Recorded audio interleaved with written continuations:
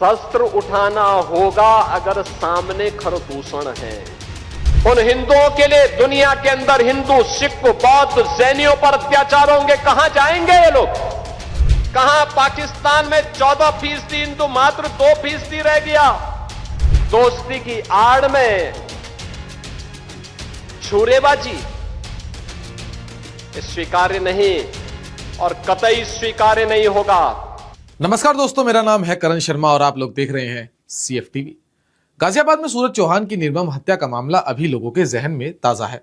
इस घटना ने पूरे उत्तर प्रदेश में आक्रोश पैदा किया और कानून व्यवस्था को लेकर एक बड़ी बहस छेड़ दी कि आरोपी तो अब माइनर हैं, थोड़े ही दिनों में बाहर भी आ जाएंगे। लेकिन हर किसी को पता था ये योगी का यूपी है, जहां न्याय की डिलीवरी जोमेटो और स्विगी से भी तेज मिलेगी। और हुआ भी ऐसा ही। इसका खुद सीएम योगी ने जिक्र भी किया और बोला कि शस्त्र उठाने पड़ेंगे, क्योंकि भगवान राम और भगवान कृष्ण ने भी ऐसा ही किया था। इसके साथ ही उन्होंने खुली चेतावनी भी दी कि यूपी में अगर गो हत्या की तो तुम्हारे आने वाली पीढ़ियां याद रखेंगी। सुनिए आखिर सीएम योगी ने क्या कहा। आपने देखा होगा बकरीद के अवसर पर किस किस प्रकार की हरकतें हो रही थी। वो तो गनीमत है कि सरकार ने पहले से ही कदम उठाए हुए हैं, तब शांतिपूर्ण तरीके से पर्व और त्योहार हो पा रहे हैं। नहीं तो पश्चिमी उत्तर प्रदेश में तो गनीमत थी जी, सबके बारे में बड़ा मुश्किल होता था। रामनवमी, शिवरात्रि, जन्माष्टमी, दुर्गा पूजा, कावड़ यात्रा, ये सब सपने हो गए थे। बेटी स्कूल नहीं जा पा रही थी, व्यापारी सुरक्षित नहीं रह पा रहा था।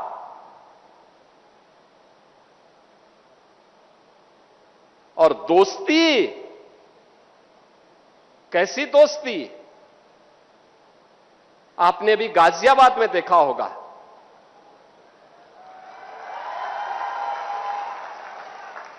दोस्ती की आड़ में छुरेबाजी स्वीकार्य नहीं और कतई स्वीकार्य नहीं होगा। अगर कोई अपनी नालायक औलाद को समझा नहीं पा रहा है तो समझो कि गलती कर रहा है। अब आप लोगों के जहन में ये वाली बात आ रही होगी और सवाल भी उठ रहा होगा कि आखिर सीएम योगी ने ये बात कहाँ कही। देखिए, दरअसल बिजनौर में एक बड़े कार्यक्रम के दौरान उत्तर प्रदेश के मुख्यमंत्री सीएम योगी आदित्यनाथ ने पाकिस्तान से आए हिंदू, सिख, जैन और बौद्ध विस्थापित परिवारों तथा कुछ पूर्व सैनिकों को जमीन के मालिकाना हक के कागज दिए। इस मौके पर उन्होंने सिर्फ जमीन के कागजों की बात नहीं की, बल्कि गाय, कानून व्यवस्था, पाकिस्तान, CAA, विकास और राजनीति जैसे कई मुद्दों पर अपनी राय भी रखी। सबसे पहले उन्होंने कहा कि 1665 परिवारों को जमीन के अधिकार दिए जा रहे हैं, जिससे लगभग 8 से 10 हजार लोगों को फायदा मिलेगा। जो परिवार अभी इस सूची में शामिल नहीं हो पाए हैं, उन्हें भी बाद में अधिकार दिए जाएंगे। जिसके बाद योगी ने मौलवियों को आड़े हाथों लिया, जो गौ माता को राष्ट्रीय पशु घोषित करने की मांग उठा रहे हैं। साथ ही गो हत्या के खिलाफ सख्त चेतावनी देते हुए कहा कि अगर उत्तर प्रदेश में ऐसा किया गया तो इसे बर्दाश्त नहीं किया जाएगा, और वरना तुम्हारी आने वाली कई पीढ़ियां भी इसे याद रखेगी। मिलाकर के 8,000 से 10,000 लोगों को आज एक कागज एक साथ उनके परिवार के सदस्यों को प्राप्त हो रहा है। और बहनों और भाइयों, जो शेष बचे हैं उसको दूसरे फेज में वह भी हम करेंगे। उसकी कार्रवाई भी हमारी युद्ध स्तर पर आगे बढ़ रही है। शुरुआत होनी थी, इसलिए मैं आज आपके बीच में आया हूं। मैं पूछना चाहता हूं, मैं इस समय एक चलन देख रहा हूं,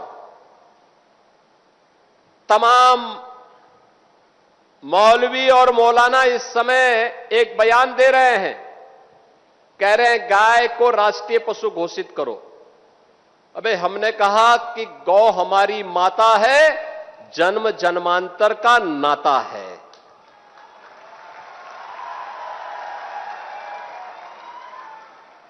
क्या मां और पुत्र के बीच में कुछ घोषित करने की आवश्यकता पड़ती है क्या? क्या किसी पुत्र को बताने की आवश्यकता पड़ती है कि तुम्हारी मां है, इसका सम्मान करो? ये हमारे संस्कार हैं। हमने अपनी मां के बारे में जो सम्मान का भाव रखते हैं, वह भी, और हमने गाय को माता माना है, तो गाय तो हमारे लिए माता है, वो पशु नहीं। पशु तुम्हारी बुद्धि है, जो तुम हमारी गौ माता को पशु बोलते हो। तुम्हारी सोच पशुवत है, जो तुम गौ माता को पशु बोल रहे हो। और तुम्हारा ये दोगलापन है कि जो एक और गौकसी को प्रश्रय देते हो। मैं देख रहा था बकरीद में तमाम उनके चेले चपाटे अपने सोशल मीडिया हैंडल पर बकर ईद पर गौ माता का चित्र दिखा करके कह रहे थे कि बकर ईद की बधाई दे रहे थे। लेकिन मैं उनको बोलना चाहता हूं, यूपी में गौ हत्या का मतलब जान रहे हो ना क्या होगा? वो जान रहे हो? तो अगर जान रहे हो तो फिर अपने चेले चपाटों को समझा लो, नहीं तो कई कई पीढ़ियां याद करेंगी गौ माता के साथ किसी भी प्रकार की कोई हिमाकत की। तो मैं पूछना चाहता हूं, ये वही लोग हैं जो हमारी गौ माता को कह रहे हैं कि राष्ट्रीय पशु नहीं। अरे गौ माता तो स्वघोषित राष्ट्र माता है, उसको किसी को राष्ट्र माता घोषित करने की आवश्यकता नहीं। वैसे ही जैसे हमारी माता के बारे में किसी को परिचय देने की आवश्यकता नहीं पड़ती, जैसे गंगा माता के बारे में किसी को परिचय देने की आवश्यकता नहीं। उन्होंने पाकिस्तान और बांग्लादेश में हिंदुओं, सिखों, जैनों और बौद्धों के साथ हुए अत्याचारों का जिक्र भी किया और कहा कि भारत ने ऐसे लोगों को शरण और अधिकार देने का काम किया है। उन्होंने कुछ मौलवियों और विपक्षी नेताओं की आलोचना की और कहा कि वे पाकिस्तान और बांग्लादेश में हिंदुओं पर हुए अत्याचारों पर खुलकर कभी नहीं बोलते। पाकिस्तान से उस मजहबी निर्ममता के शिकार इन पाकिस्तानी विस्थापितों के बारे में या देश भर में फैले हुए उन विस्थापितों के बारे में इन मौलाना और मौलवियों की कभी आवाज नहीं निकली, कभी नहीं निकली। कितना अच्छा होता ये बोलते कि इनकी संपत्ति को वहां पर उन कट्टरपंथियों ने कब्जा किया है, या वक्फ के नाम पर जिन्होंने यहां के हिंदुओं की जमीन को कब्जा किया है, इन विस्थापितों को हम दे रहे हैं, फ्री में देने की घोषणा करते तो हम मानते कि हां ये कुछ इनकी कुछ संवेदना है। लेकिन नहीं, और दोगला चरित्र जो होता है ना, यही होता है, मुंह में कुछ और पीछे कुछ। अब ये देश ये सोचने वाला नहीं है, इसके बारे में किसी प्रकार का कोई वो नहीं करने वाला है। एक भी मौलवी ने, एक भी मौलाना ने, जब बांग्लादेश में हिंदुओं का कत्लेआम हो रहा था आज से 6 महीने पहले, 1 वर्ष से लगातार चल रहा था, और जो आंकड़े यहां पर अभी कुंवर सुशांत सिंह ने आपके सामने प्रस्तुत किए, कहां 22% हिंदू आज घट के 7% बांग्लादेश में रह गया। कहां पाकिस्तान में 14% हिंदू मात्र 2% रह गया। ये मौलाना और मौलवी कभी पाकिस्तान या बांग्लादेश की सरकारों की निंदा नहीं करते, कभी नहीं करते। अरे थोड़ा जुमे की नमाज में एक बार यही घोषणा कर देते कि पाकिस्तान घटिया स्तर पर काम कर रहा है, भारत का दुश्मन है, भारत के दुश्मन को उसके ठिकाने पे जाकर के भारत के बहादुर जवान ठीक कार्य कर रहे हैं। इसके बाद सीएम योगी यही नहीं रुके, उन्होंने कहा कि शस्त्र उठाना पड़ेगा। भगवान कृष्ण ने भी ऐसे ही कहा था कि सज्जनों के लिए ही हम सज्जन बने, दुर्जनों के लिए नहीं, और भगवान राम ने भी यही किया था। यही कहने के लिए मैं भी आया हूं आज। हम सबको इस बात को ध्यान में रखना होगा, हम सबको इस बात को ध्यान में रखना होगा कि अहिंसा और करुणा ये मानवता के भूषण है, किंतु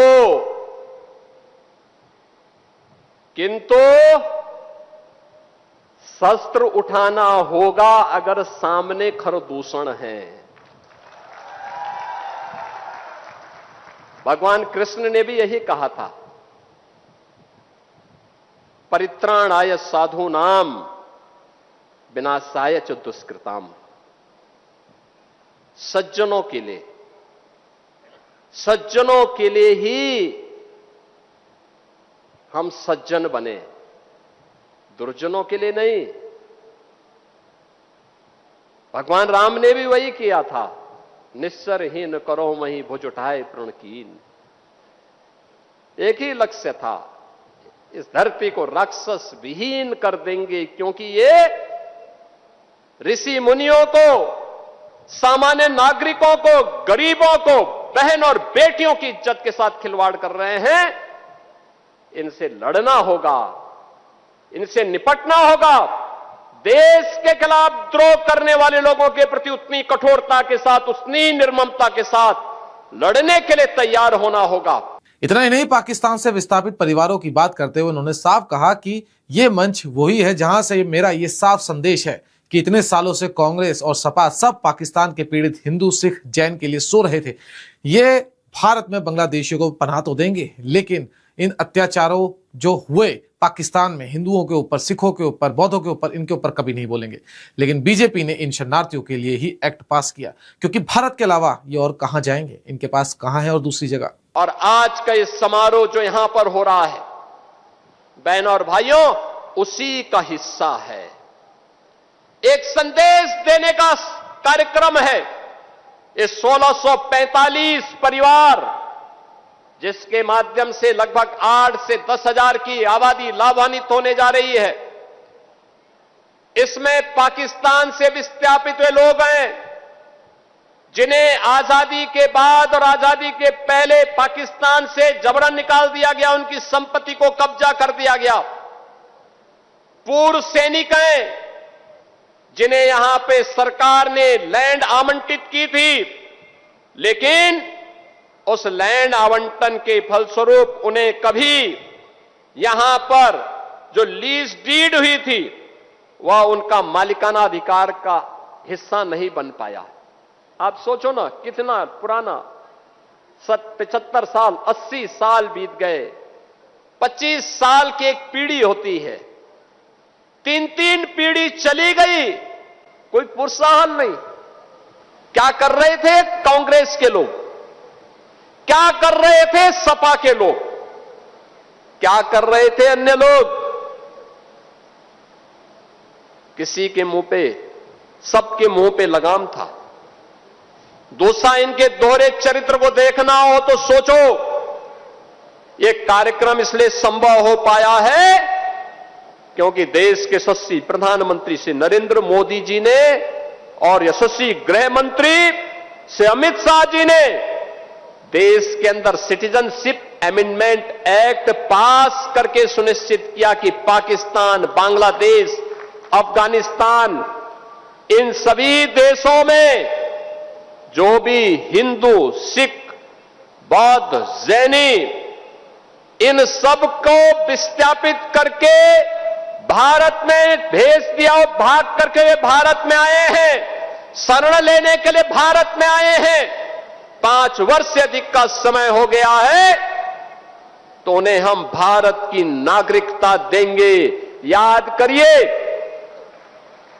एक्ट मोदी जी ने पास करवाया। उन हिंदुओं के लिए दुनिया के अंदर हिंदू, सिख, बौद्ध, जैनियों पर अत्याचार होंगे, कहां जाएंगे ये लोग? कहां जाएंगे? भारत में आएंगे।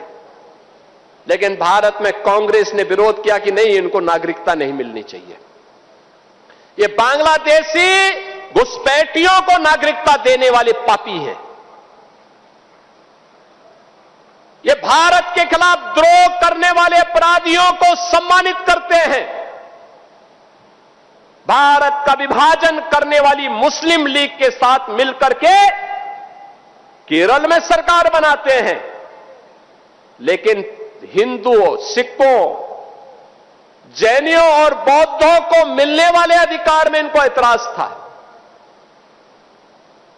ये कांग्रेस ने देश का विभाजन करवाया। इनके पाप के कारण देश का विभाजन हुआ, और देश का विभाजन होने के बाद जो पीड़ित हिंदू, बौद्ध, सिख, जैन यहां आए, उनको कहते हैं इनको नागरिकता नहीं मिलनी चाहिए। आंदोलन किए, बड़े बड़े धरने प्रदर्शन किए, बड़े बड़े प्रदर्शन किए इन लोगों ने। समाजवादी पार्टी, उसने भी प्रदर्शन किए, कहां नहीं होने देंगे। और मोदी जी ने भी ठाना था और हमने भी ठाना था कि हम होंगे, इसको जरूर करवाएंगे, जरूर करवाएंगे। और बहनों और भाइयों, आज मुझे अति प्रसन्नता है कि प्रधानमंत्री जी के इस विजन को आज हम यहां पे धरातल पर उतारने के लिए आपके बिजनौर की धरती पर आए हैं, बड़ापुर की धरती पर यहां पर आए हैं। बाकी दोस्तों, सीएम योगी और भी मामलों पर खुलकर बोले। उन्होंने युवाओं के लिए भी बोला कि पहले मेरिट के बेस पर नौकरियां नहीं मिलती थी, लेकिन अब मेरिट के बेस पर नौकरियां मिल रही हैं। लॉ ऑर्डर के ऊपर भी उन्होंने काफी सारी बात की। बाकी जो अभी सूर्य चौहान का मामला चल रहा है, उसके ऊपर जो सीएम योगी खुलकर बोले, उसके बारे में आपका क्या कहना है, हमें कमेंट सेक्शन में जरूर बताइएगा। अगर आपको ये वीडियो पसंद आई तो लाइक करें, शेयर करें, कमेंट करें और सब्सक्राइब करना ना भूलें, ताकि ऐसी और वीडियोज हम आपके लिए बनाते रहें। तब तक के लिए जय हिंद।